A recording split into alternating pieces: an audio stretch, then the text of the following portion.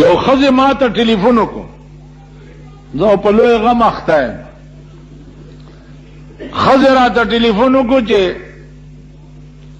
ته دې ښځو نه څه غواړې چې دې ښځو پسې شوې؟ مالخورې زه خو تې څه نه غواړم، ما نه پرېږدي.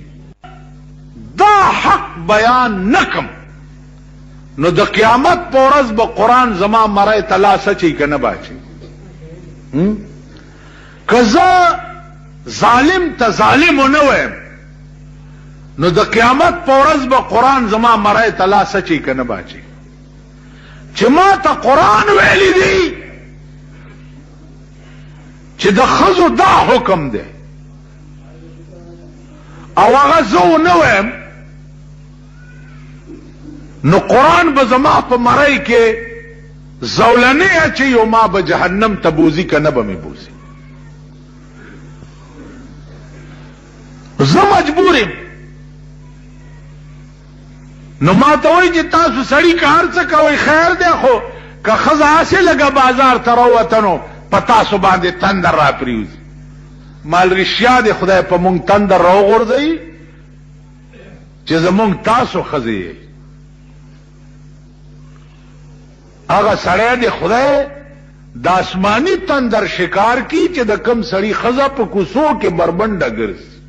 امین کوي خدای هم سټې وباسي. د آسماني تندر شکار شي. دا خو د قرآن خبره.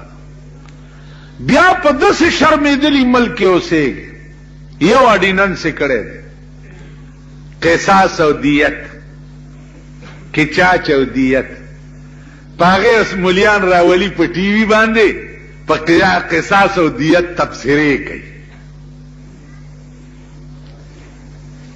مولیان په ټي وي راځي قصاص دسې دی او دیت دچې دی او کچاچ دچې دی او دیت کچاچ او دیت خوله دې د مرګ په ناره ټپه شه.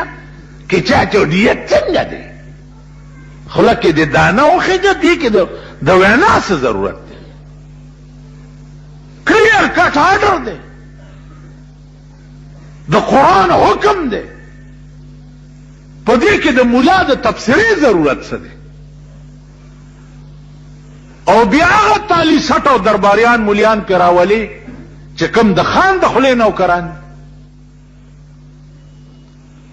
که دې ټي وي والاو کې دا ایمانی نو ما دې پې راولي په دې ټي وي که نه ځه ما دې راولي پې باندې چې قصاص او دیت باندې زه ورته تبصره وکړم. دوی خو دې نږدې ما ته راشي، نږدې نه راځي. یو ځل را پسې راغلي ویل مولانا صاحب یو تقریر مال زه چې څه وایم ما به وایم، دې له مې پرېږدئ. وایي نه نه که نه موږ به لیکلي درکړو. مال ښه د خر لیکلي به زه پړاوم په ټي وي کې، ته به لیکلي راکړې. زه چې څه وایم ما به وایم. ویل نو ته به څه وایم؟ مال زه به یې نیسم د نواز شریف نه بیا راونیسم تر یو بابو پورې، دا ټول تاریخ به بیان کړم. بیا به د دې خلکو تاریخ بیان کم چې دا په کوم ملک تاسو د اسلام نوم لئ. تاسو په دې ملک چې امریکې نه ویلي اسلام راوستی شي. لغوندې امداد یې در باندې بند کړی دی، لغوندې امداد امریکې بند کړی دی. نو دفترو کې ریډکشن یې شروع کړی، سړي وباسئ لګیا یې د نوکرونه چې د ماما امداد بند دی. نو ته خو د پندو خرې نه پیټې وړی شي او نه قلبه کولی شي.